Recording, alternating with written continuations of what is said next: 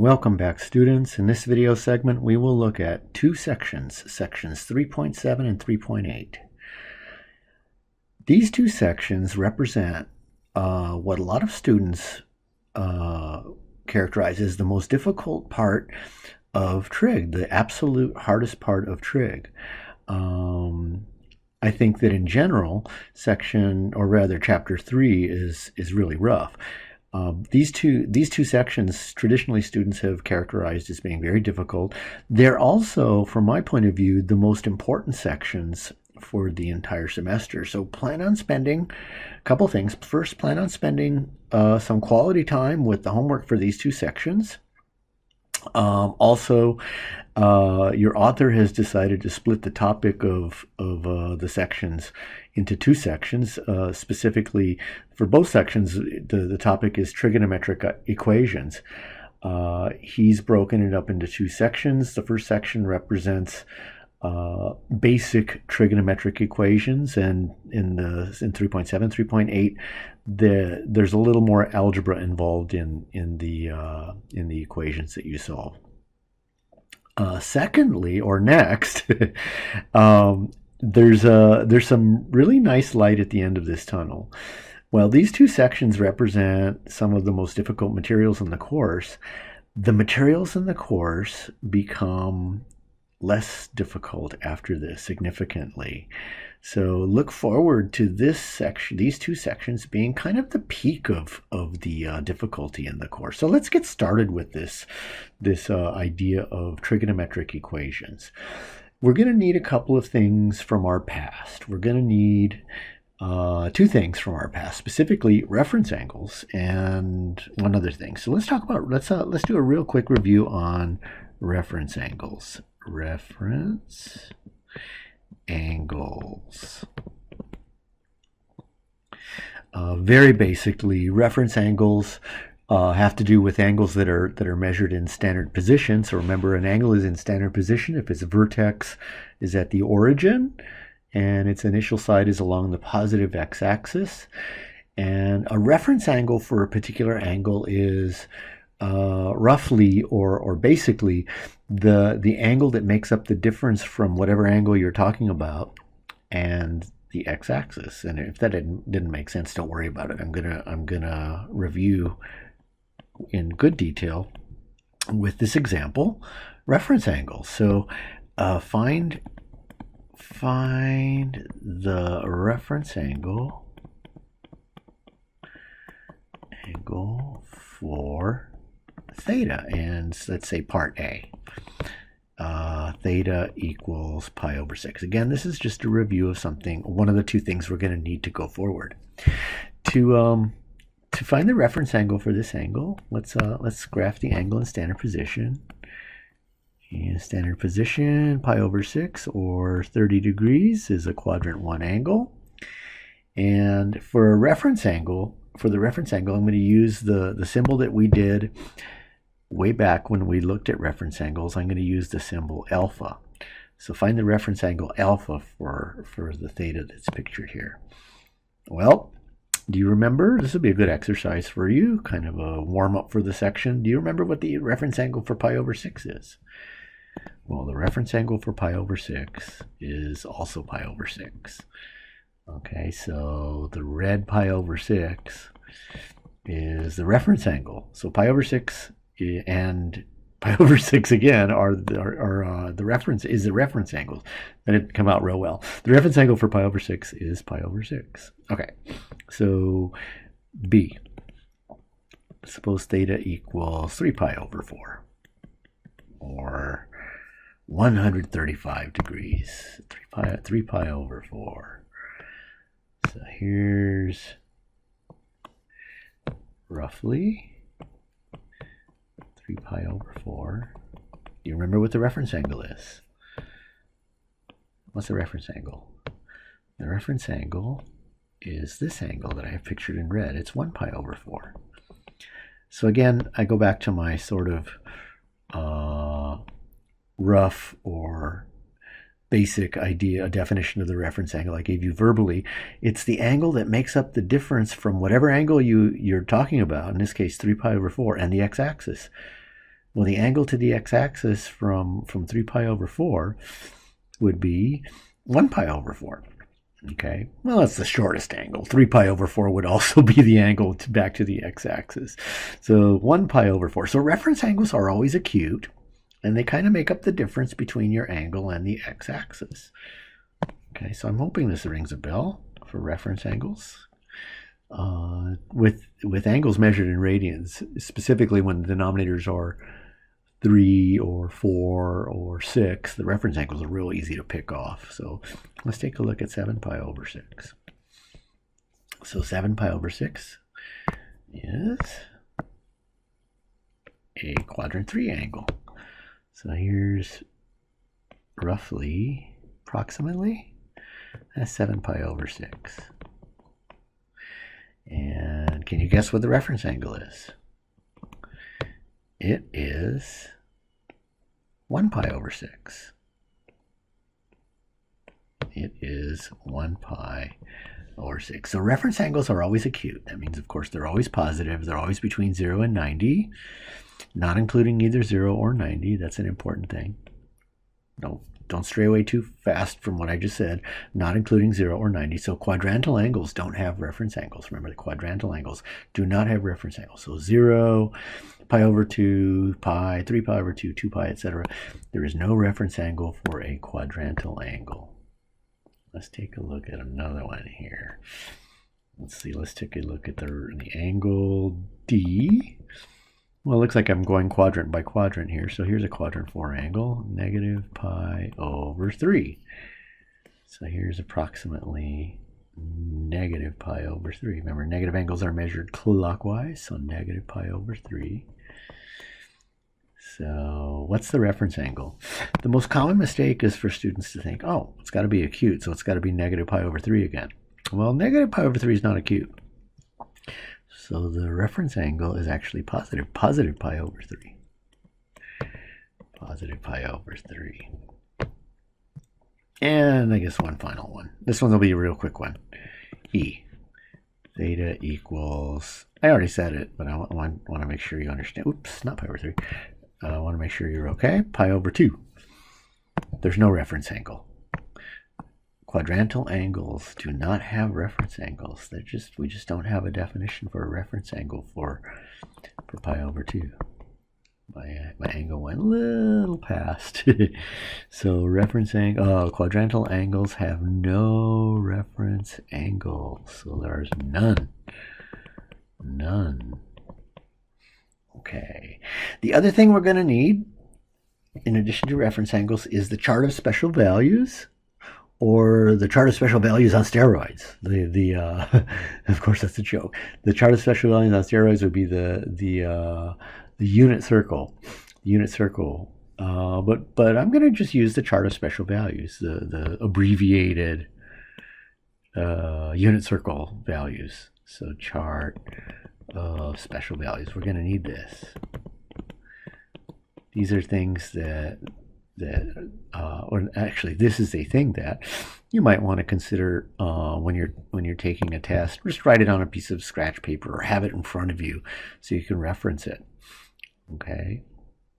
So the chart of special values has to do with the angles 0, pi over 6, pi over 4, pi over 3, and pi over 2. And it lists the values of those angles, the special angles, for sine and cosine only. Okay, and they are 0, 1/2, radical 2 over 2, radical 3 over 2, and 1, and then those same numbers in reverse order. Radical 2 over 2, 1/2, and 0. Okay. And that's enough for us to get started on this journey into the most important section, I think, arguably the most important section for the whole course. Okay, solving trigonometric equations. If you're a STEM major, STEM field major, which most students, I keep saying this, most students who take trig are on their way to take calculus and physics and off into engineering or other areas where of scientific interest and stuff. this is important. Solve sine of theta equals 1/2. Solving a trigonometric equation. Well, we've had trigonometric equations before. They were in the form of identities. This is not an identity. This is not an identity. An identity is something that's true for every single value of theta that's allowable. I can't put 15 degrees into this equation. It won't work. The sine of 15 isn't 1/2. I can't put 90 degrees or pi over 2 in here. I can't put negative pi over 4. This equation only has a few solutions. It's not entirely correct. This equation doesn't have every possible value of theta as a solution. So this is not an identity. This equation has more than one solution. Don't get me wrong. It has quite a few solutions, but not every allowable value of theta is a solution. So this is not an identity. So let me start with a mistake to avoid. So the mistake is this. It's incorrect. Incorrect answer would be to put theta equals pi over 6. Even though when you look back at the chart of special values, the sine of pi over 6 equals 1/2. So why is this an incorrect problem or answer? Well, I want to emphasize the gravity of the mistake here. If this were a 20-point problem on a test, 20 points, a student may lose, or whoever's solving this may lose. I guess it would be a student. That's what people are going to be taking a test. The student would lose, let's say, 15 points. Wow. That's a lot of points to miss. 3/4 of the points, 3/4 of the points to miss when this answer is in fact a solution. The problem is it's not enough. Okay, now if you're thinking unit circle, you might think, oh yeah, I know. In quadrant 2, 5 pi over 6 is also a solution. Well, if this is a 20-point problem, the student is still 10 points down.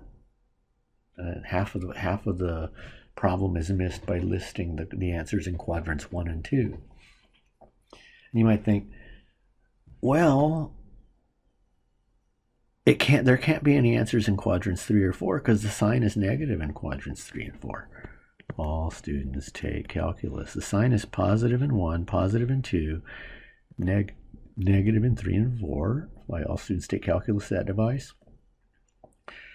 So how could there be half the solutions? How could there be half credit for this when it looks like there aren't any other solutions? Well, your hint is that the trig functions are periodic. Now think about what that means. It means periodically the trig functions, they repeat their values. What is the period of the sine function? Well, let me give you a hint. The tangent and cotangent here have a period of pi. So what's the period of all the rest of the trig functions? 2 pi. So if I add 2k pi to each of these, where k can be 0, in which case I just get those original answers, or 1, and then I'm adding 2 pi, or 2, then I'm adding 2 revolutions, 4 pi. And then every time you add a revolution to an angle, you get to a solution, you get another solution. This is a less fancy way of saying something we said in a more fancy way, that trig functions of coterminal angles are equal. Okay, and specifically the sine and cosine have a period of 2 pi. So if you add multiples of 2 pi to any solution, you're going to get another solution for sines and cosines. Okay, so as soon as I add those 2k pi's, the word incorrect becomes correct. The correct answer is pi over 6 plus 2k pi, 5 pi over 6, 2k pi. Of course, we're assuming k is equals 0, or 1, or -1, or 2, or -2, or 3, or -3, etc., etc., etc. So you can see we have quite a task here. The task is to find all solutions to this equation, and there are an infinite number of them. Now, identities have infinite number of solutions also, but this equation doesn't have every possible value of theta as a solution. So it has an infinite number of them, but it's not an identity. Okay. Okay. There are essentially two kinds of equations we're going to be solving in these two sections. The first is the kind that we just looked at. Solve sine of theta equals 1/2. And the second is a more popular kind of equation, I think, that we see in calculus and physics and stuff, where this stuff is really heavily used. And it looks like I've just copied the same thing, and I have. But in this set of directions, we're only looking for a sampling of the solutions. We only want the solutions that are between 0 and 2 pi, so within one revolution.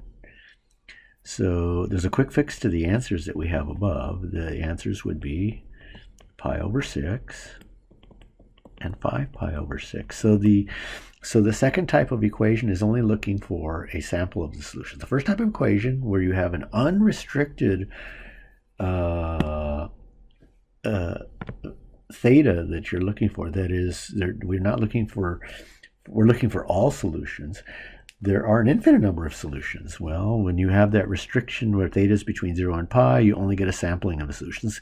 And it's not always 2 solutions that you get. Sometimes it's 4 solutions. Sometimes it's 20 solutions that are between 0 and 2 pi. So we can't generalize this first example and these first two examples. In the first example, we're adding 2k pi to get the rest of the solutions.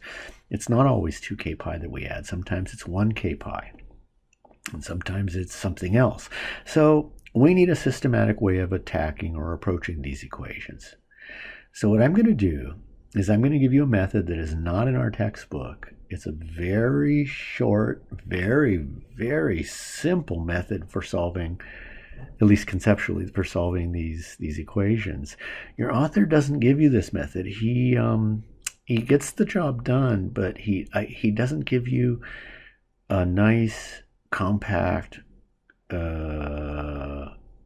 set of directions, set of steps for solving the trigonometric equation. So we're going to go back and solve the first equation using the method that I like to use. This method did not originate with me. This was a method that I encountered not when I was taking trig a trillion years ago, but it's a method that it was presented in an old textbook that I used when I was just hired half a trillion years ago. The method is the textbook's out of print. For some reason, it didn't hit off. I know why. The textbook was written at a very, very, very high level, too high to sell textbooks, but it had some really good stuff, and among those things, those really good things was this method. Okay, so I'm going to call the method the QRA method. Okay, for solving trig equations. Trig equations. I recommend that you use it. Okay, in fact, on your exam, I may insist that you use it, and it's all good. It's all for your benefit. It's a very short, very systematic way of looking at things. So the first thing is Q. The first step. Q. find the quadrant or quadrants for the answers. Don't find the answers, just find what quadrants they're in. We're not looking for numbers. We're looking for Roman numerals, I guess, for the quadrants. We're not looking for answers to the equation. We're looking for where the answers are. That's all in the first step. Well, the sine of theta is 1/2, and 1/2 is positive. Positive. We have a device that tells us where the trig functions are positive, where the trig functions are negative. The trig functions are positive in quadrants 1. All of them are positive in quadrants 1, and the sine is positive in quadrant 2. So the q part of this is 1 and 2. That's all you do in the first part, is figure out where the answers are. If it were sine of theta equals negative 1/2, it would be in 3 and 4. We'll actually solve that equation next. Or soon. Okay. So the second step, find what do you think R should stand for? Reference angle. Angle for the answers. Find the reference angle. That's all I want is the reference angle. I don't want the solutions, I want the reference angle. Well, remember, I'm using alpha for the reference angle. So to get the reference angle, you take the equation and you put the reference angle in it. Alpha. And if it were sine of theta equals negative 1/2, you take off the negative. Since it's sine of theta equals positive 1/2, you just leave the positive. So what did I do? It doesn't look like I did anything different, except I put theta and alpha and replaced theta with alpha. But alpha is an acute angle. Reference angles are acute. And what you do is you find that value of alpha from the chart of special values. From chart. And so what is alpha? Alpha is pi/6, right off the chart of special values way up top. Pi/6. All right. And the third step, the last step, is what's the answer? What's the answer? Find the answer. So combine Q and R, the first two steps, to get the answer. The answer has to be well, let me do this. Draw the answers. Draw them. Well, where are they? They're in quadrants 1 and 2 with a reference angle of pi/6. Here's 1, and let me put 2 over right next to it. Here's 2. Okay. Oops, that'll do. Each of them has a reference angle of pi/6. So the first answer, pi/6 is remember, red for reference angles. And here's the other reference angle, pi/6.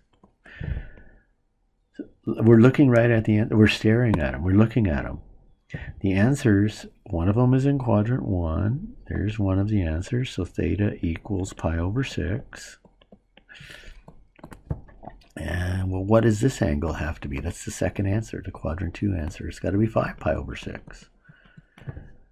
Pi minus pi/6 is 5 pi/6. So theta equals 5 pi/6.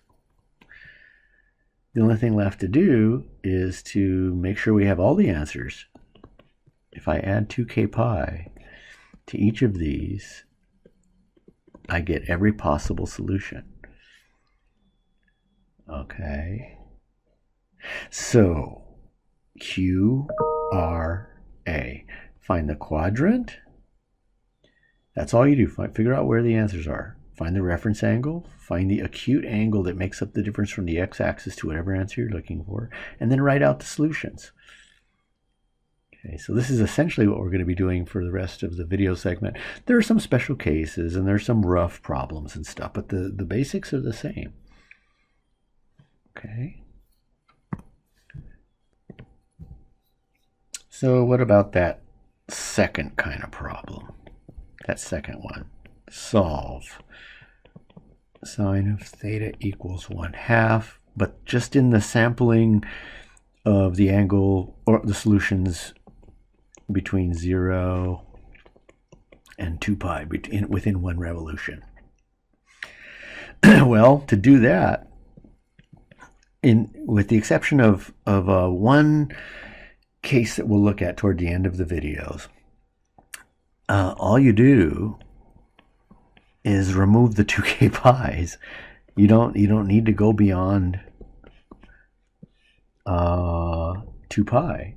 So there's no need to add on the 2k pi's. So essentially, most of the time you just ignore the 2k pi's, and you get your solutions. You still use the QRI quadrant reference angle and answer. Solve another problem. Let's see what we want to go here. Let's solve, for example, solve sine of theta equals -1/2.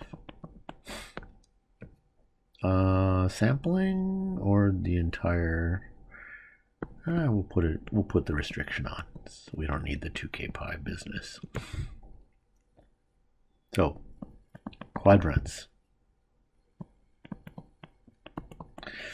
Sine is negative in quadrants 3 and 4.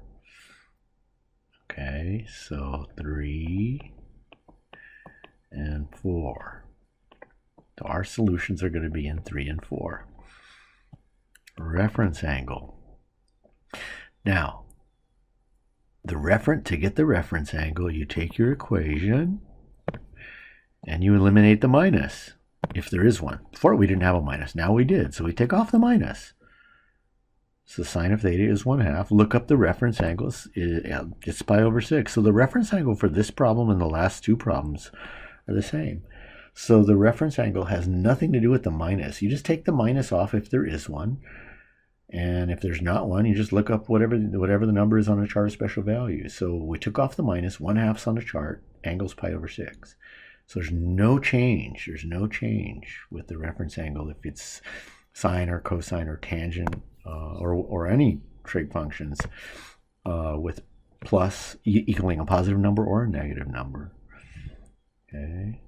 Now we look for, oops, I'm jumping the gun here. And now we look for the answers. Well, we have two of them. We have two. Let's see, let me move this down here. Let's see. One of them is going to be in quadrant 3. One of them is going to be in quadrant 4. Draw them. Draw the angles. Draw them. Here's one. I guess that's in quadrant 4. I should draw quadrant 3. Here's quadrant 3. Here's quadrant 4. So there's one answer. There's the other. You're looking at the two answers. So we need some numbers here. Well, the reference angle is pi over 6. Reference angles pi over 6 in both cases. So a lot of you already know what the angles should be, if knowing the reference angles. But if you don't, just read the answer right off the diagram. The angle in quadrant 3 must be pi, and then push forward by the reference angle. That's 7 pi over 6. The second one, how do we get that angle? Well, go all the way around. That's too far. Then come back by the reference angle, subtract the reference angle. So theta should equal 12 pi over 6 minus 1 pi over 6 is 11 pi over 6. So we have two solutions. No 2k pi added on, or k pi or whatever, because we are only looking for a sampling of the solutions within one revolution. Okay. So if this seems rough, it's normal, it's new. I'm going to assure you, though, with a lot of practice, this becomes really automatic after a while. Let's do another one. Let's take a look at tangent of theta equals, let's say, 1. Tangent of theta equals 1. Okay. Q. tangent of theta equals 1. So Q, tangent is positive. So all students take calculus. I'm looking at tangent is positive. Well, they're all positive in 1, and the tangent's positive in 3. So the answers have to be in either 1 or 3. Reference angle. Where is the tangent equal to 1? Well, this is probably automatic for you. Alpha should equal pi over 4. So how can we get that off the chart of special values? Watch your eyes. I'm going all the way back up to the chart of special values here. Well, let's use some green here. Tangent is sine over cosine. So sine and cosine are equal to each other at pi over 4. So sine over cosine equals 1 at pi over 4. Watch your eyes again. So alpha is pi over 4. Pi over 4. Okay. So write the answers out.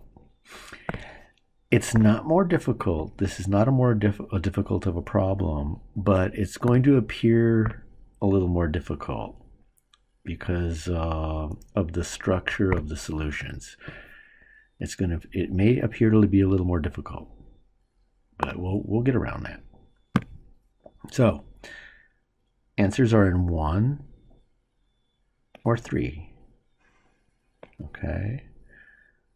In 1, that's our angle, and it's also the reference angle. So in 1, we have pi over 4. In 3, what? The reference angle is this little guy here. This is pi over 4. So our answer in quadrant 3 needs to be pi plus pi over 4, which is 5 pi over 4. Okay. So pi over 4, 5 pi over 4.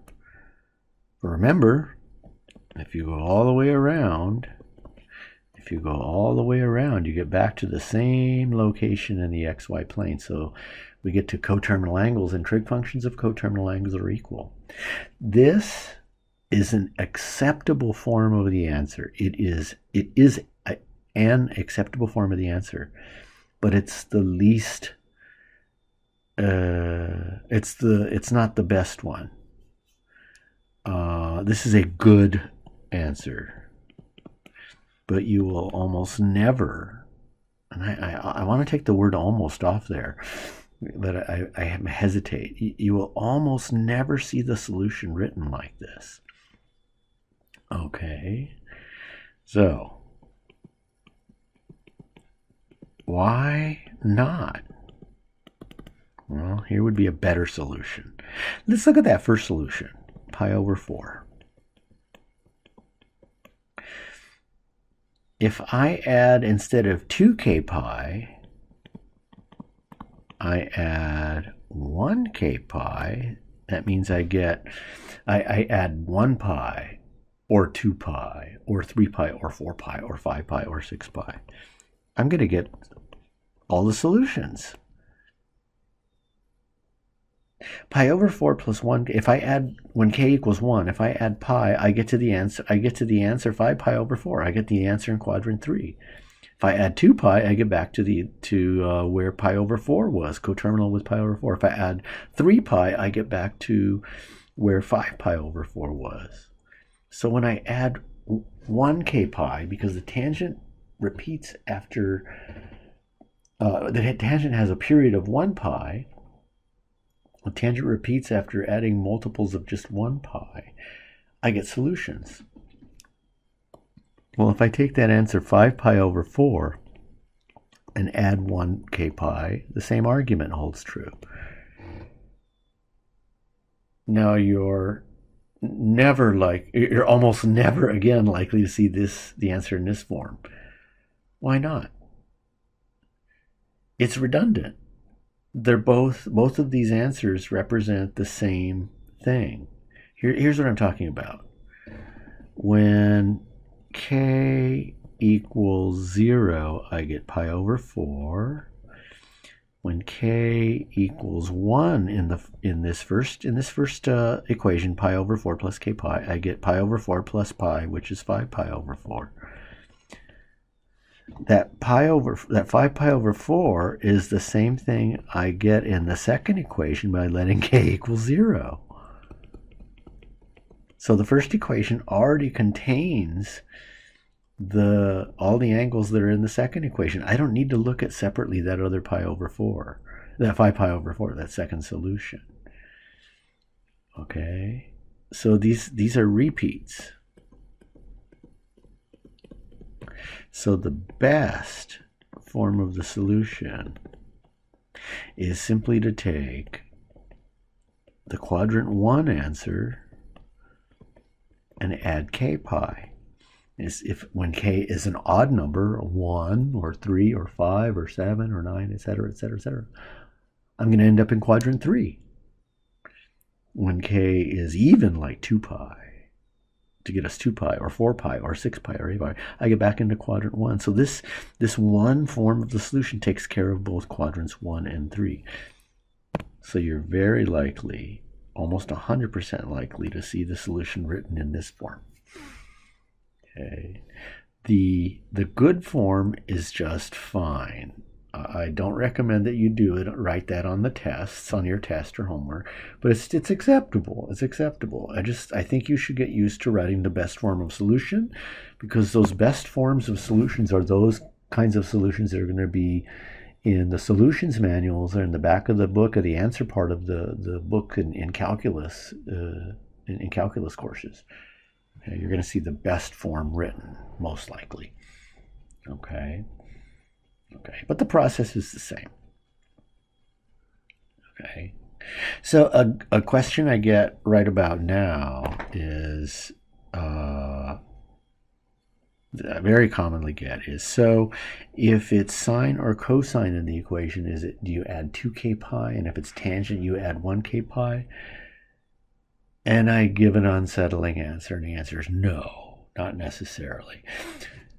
Very often when the equation involves sine or cosine of just theta, not 2 theta or 3 theta or whatever, it involves just sine or cosine of theta, very often you only add 2k pi to the solutions to get other solutions. And when it's tangent or cotangent, because the tangent and cotangent have a period of pi, it's 1k pi, but not always. Not always. There are some cases, a few cases, where what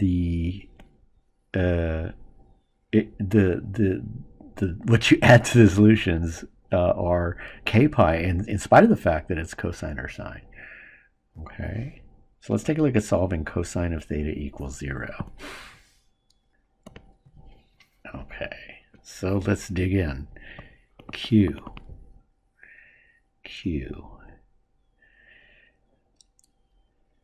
All students take calculus. So where's the angle? Well, all the trig functions are positive in quadrant 1. Sine and cosecant are positive in 2. Tangent and cotangent are positive in 3. Cosine and secant are positive in 4. Cosine equals 0. That's neither positive nor negative. This does not apply. QRA method doesn't work. Now, don't panic. It's not difficult. This is an actual special case that is very simple to solve. Okay, so here's the deal. Whenever sine or cosine equal 1, 0, or negative 1, it's only sine or cosine, not tangent or cotangent, 1, 0, or negative 1, then the answers are quadrantal. Okay, it's not hard to see. It's not hard to see. For the quadrantal case, that's the case where I recommend that you don't use the chart of special values, that you use the unit circle. Even if you've chosen not to use the unit circle to do your work, most of your work. This is where I suggest that you use the unit circle no matter what. If the sine or cosine is 1 or 0 or -1, and the answers are quadrantal. And you're looking at a proof right here. Remember, the sine is the y value on the unit circle. So if I had an angle here, the sine of theta is the y value, and I have that backwards. Sorry about that. The cosine is the x value. That was a terrible blunder. Cosine is the x value, sine is the y value. So look at theta equals pi over 2. The sine, I did it again, didn't I? The cosine is 0, and the sine of pi over 2 is 1. Look at pi. The cosine of pi is 0. -1. I keep doing it. The sine of pi is 0.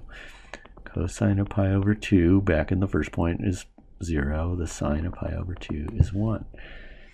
So my suggestion is whenever you get something like cosine of theta equals 0, or sine of theta equals 1, or -1 or 0, draw the unit circle. Just draw the unit circle. Okay? Okay, so here's our equation. I want to get rid of my specific angles here. So here's the unit circle. So the cosine is the x value on the unit circle. So the x value on its circle is 0 right there and right there. You're looking right at the solutions. The cosine of pi over 2 is 0. The cosine of 3 pi over 2 is 0. So the angles must be, now this is not a restricted question. I'm not restricting the solutions to being between 0 and 2 pi. So I'm looking for all of them. Where's the first one? It's at pi over 2. How far away from the first one is the second one? Here's the first one, pi over 2. Pi over 2. Here's the second one. It's pi over 2 plus pi. So pi over 2 plus pi. If you add another 2 pi, or another 1 pi, pi over 2 plus 2 pi, you get back to pi over 2 again, coterminal. Pi over 2 plus 3 pi, etc. So it looks like the solutions are pi over 2 plus k pi, even though this is a cosine, when the period of cosine is 2 pi. This is a rare exception. It's very common that when you're dealing with sines and cosines of theta and you have an unrestricted question, that you add 2 pi, 2k pi, and for tangent and cotangent is 1k pi. Here's the exception. Okay. All right. Let's see where we want to go from here. Let's see here. Okay, let's increase the level of difficulty just a tiny bit. Let's take a look at solving tangent squared theta minus 3 equals 0 for theta between 0 and 2 pi. Okay. All right. Well, first of all, we want to solve for tangent theta. Okay. So we have to do a little algebra first, a little algebra before we get started on the trig. So this is a quadratic equation. I'm messing up here. Okay, this is a quadratic equation. It's similar to x squared minus 3 equals 0. How'd you solve that equation? X squared equals 3. There's no x term, so you can just add 3 to both sides, take the square root of both sides, and I'm going to make a mistake on purpose. This is going to give us a huge warning, a huge warning. I made a mistake. What's missing? When you take the square root, you introduce plus or minus. Okay, when solving quadratics. Okay, so x squared equals 3. That means x equals plus or minus the square root of 3. In an algebra test, you might lose 2 to 4 points for forgetting the minus. On a trig test, where we have something like this, you may lose 10 points out of 20. And I'm saying it this way to make a real important point. Be careful not to forget the plus or minus. Now let me show you why you'd lose 50% of the problem, or the points on the problem. So okay, so we have tangent squared theta equals 3. That means tangent squared theta minus 3 equals 0. If I add 3 to both sides, I get tangent squared theta equals 3. Now suppose I forget the minus. I take the square root and I just write tangent theta equals radical 3. Okay. If I hadn't forgotten it, I would get tangent theta equals radical 3 and tangent theta equals negative radical 3. That's what plus or minus radical 3 means. Now let's assume for a moment I forgot the minus. Let's apply Q R A. Okay, so the first equation has plus. All students take calculus. So all of them were positive in 1, so quadrant 1 is a possibility. In quadrant 2, the sine and cosecant are positive, so no. In quadrant 3, the tangent's positive, so 1 and 3.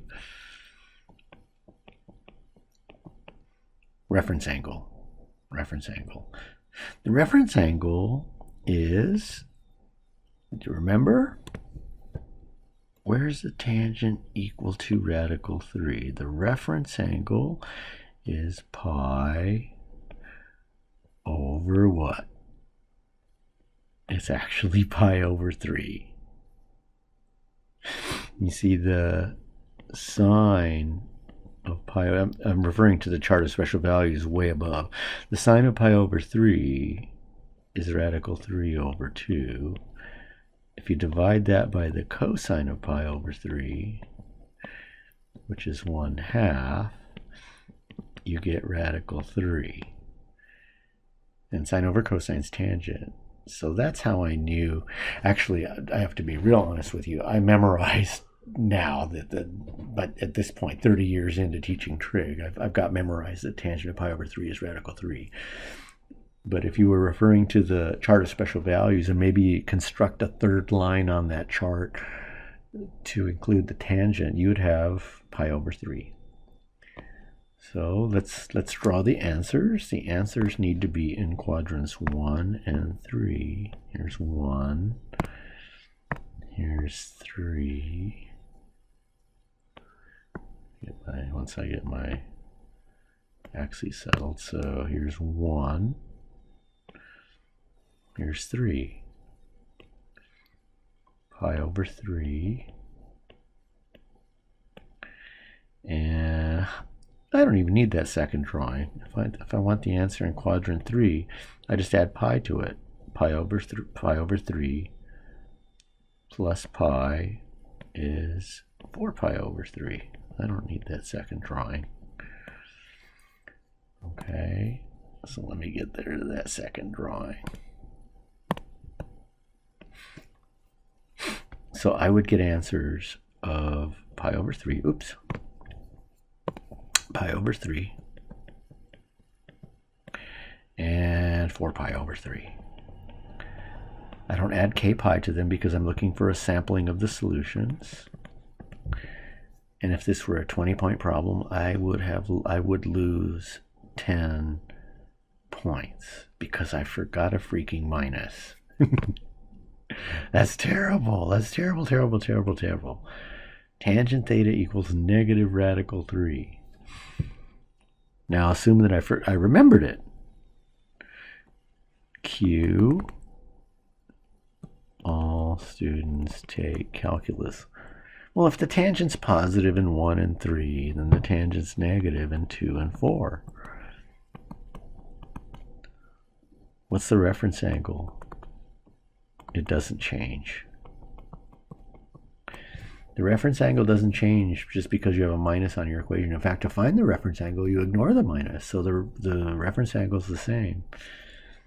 But what do we pick up as additional answers?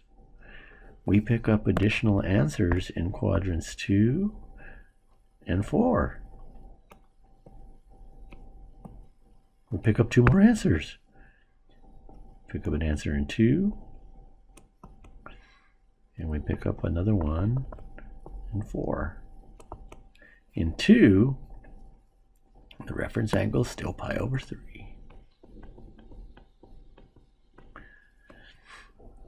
So in 2, we get 2 pi over 3.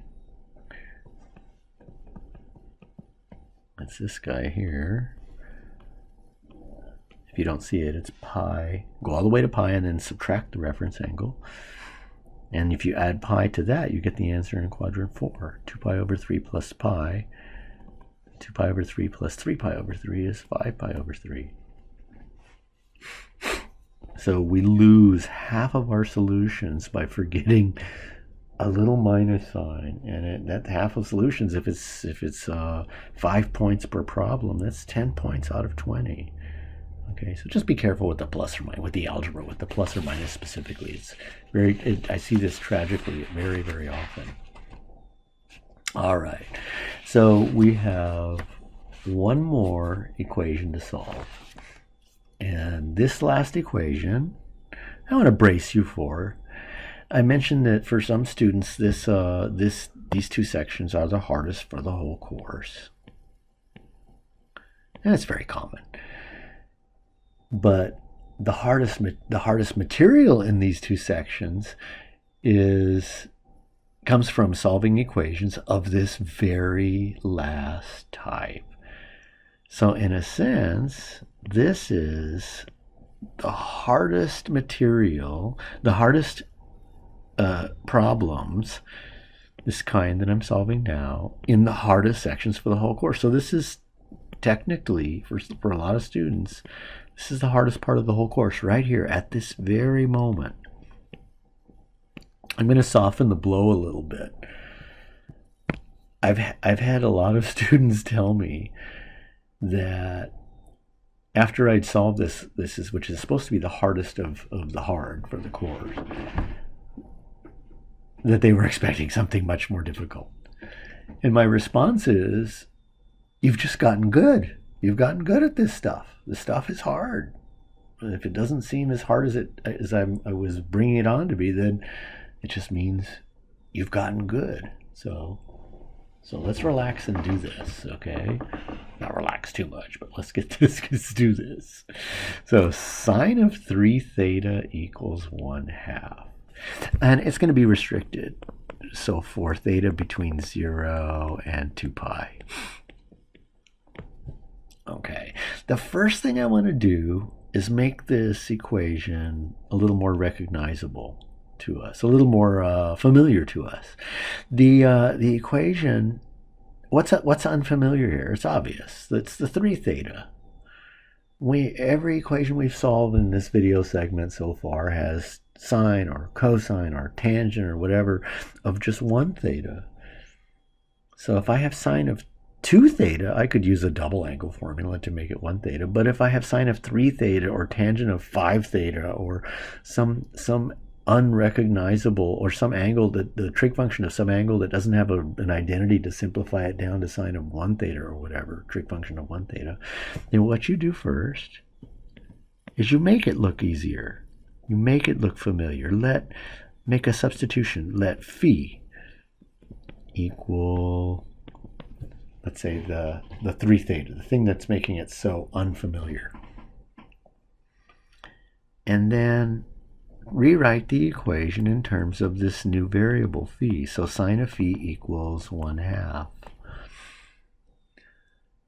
Then apply QRA to this. Well, this is the first equation we started with, so that's going to be easy.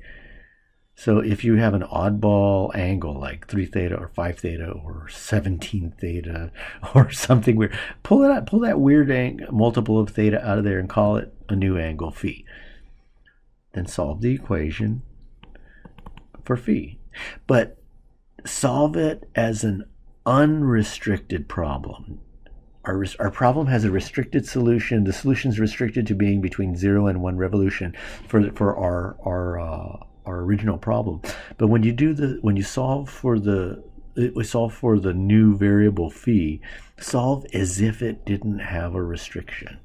So that means we add the 2k pi's, the 1k pi's, or whatever. Okay. So the quadrants, the sign is positive in 1 and 2, positive 1/2. Reference angle. The reference angle we did this problem a couple times. The reference angle is pi over 6. Sine of pi over 6 is 1/2. We solved this problem. In quadrant 1, the answer is pi over 6.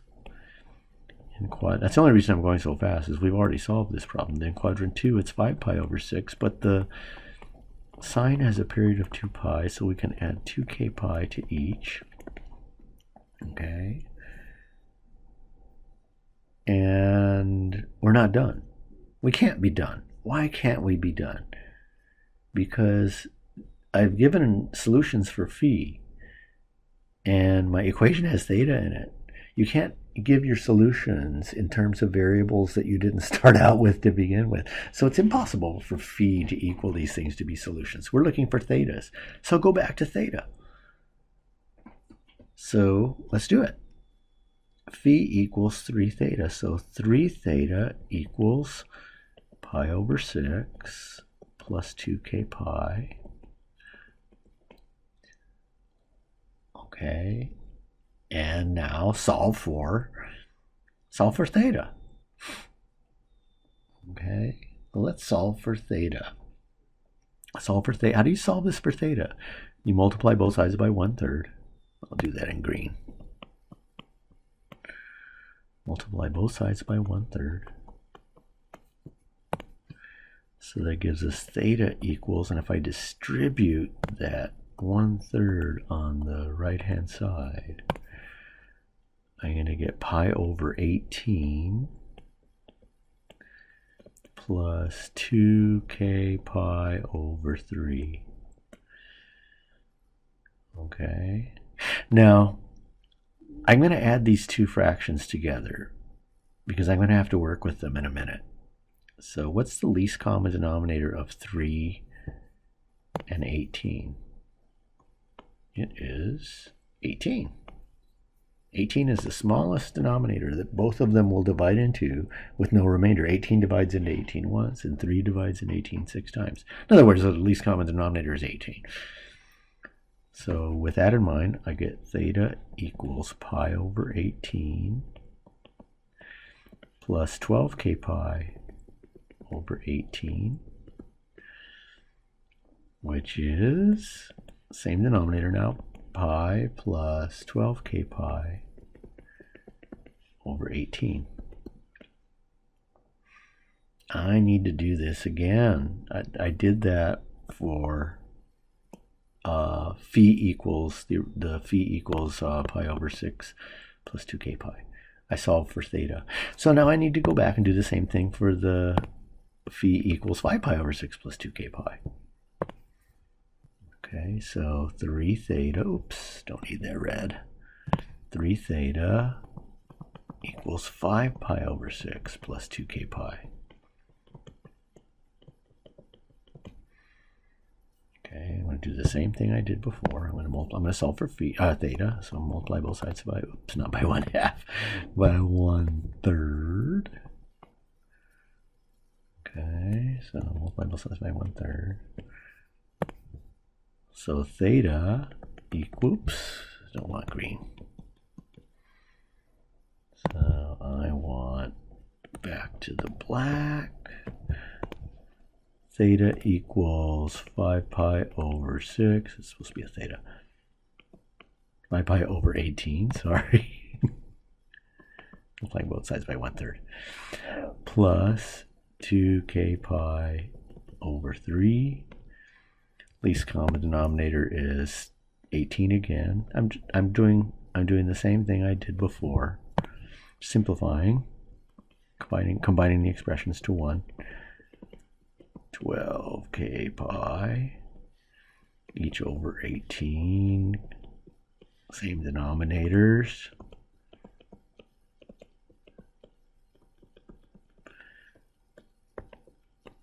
Okay, so it's gotten quite complicated, but it's the steps that, while they seem a little complicated, they're the same no matter what variation of this special case we're looking at, with the 3 theta, 5 theta, different multiples of theta in the equation than 1.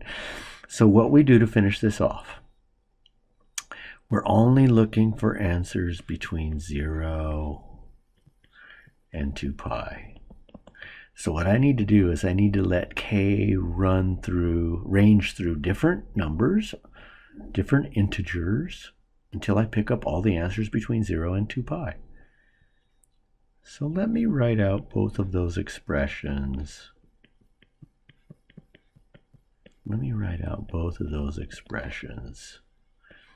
One on top of the other. Here's the first one. The second one is 5 pi plus 12k pi over 18. And let's make like a little chart. Let's do a little chart. K equals 0. Let's put k equal to 0 in each one. I get 1 pi over 18 in the first, and I get 5 pi over 18 in the second. And you ask yourself, for each of these, you ask yourself, are those numbers between 0 and 2 pi? Well, I don't know. Yeah, they look pretty small. How can we know for sure? 2 pi would be too big. So let's make 2 pi have the same denominator as my solutions. If I want to make 2 pi have a denominator of 18, what has to go in the numerator? Just get rid of the pi. If I have 2 and I want to make 2 have a denominator of 18, what goes in the numerator? What goes on top? Well, what goes on top is 2 times 18. So 36 pi over 18. If I get a solution that big, that would be too big. Well, 1 pi over 18 and 5 pi over 18 are definitely much less than 36 pi over 18. Okay, so that's a signal for you to let k equal 1. When k equals 1, I get 1 pi in the first form of the solution, pi plus 12k pi over 18. When I let k equal 1, I get pi plus 12 pi. That's 13 pi over 18. And that's definitely less than 36 pi over 18.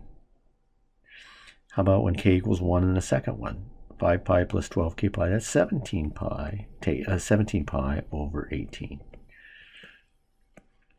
17 pi over 18 is less than 36 pi over 18. Remember, 36 pi over 18, that's 2 pi. That would actually be too big. Those two numbers are less than 36 pi over 18. So we keep going. That's a signal for you to do is let k equal 2. When k equals 2, I get pi, in the first form of the solution, I get pi plus 12 times 2 is 24, 25 pi over 18. Now we're getting up there. 25 pi over 18 is definitely less than 36 pi over 18, but it's getting close. In the second form of the solution, I get 5 pi plus 24 pi. 24 plus 5 is 29. Now we're getting really close to the 2 pi, which would be too much. But they're still less. So that says, put in k equals 3. When k equals 3, I get 12 pi plus 12 times 3, or 36 pi. 36 pi plus 1 pi is 30. Oops. 37 pi over 18. 12 times 3 is 36, plus 1 is 36. That's too big. And the next one's even bigger than that. So that tells us we're done. So your solution has to be just those 6. 1 pi over 18, 5 pi over 18, 13 pi over 18, 17 pi over 18, 25 pi over 18, and 29 pi over 18. That's as hard as it gets, folks. It doesn't get any harder. And these problems, these oddball cases where you do get these multiple solutions that are really strange looking numbers, the process goes exactly the same. Okay, and that ends this video segment. It ends sections 3.7 and 3.8. So go ahead and get started in homework right away before you start forgetting this stuff and while the stuff is fresh. And I'm looking forward to talking with you all again very, very soon.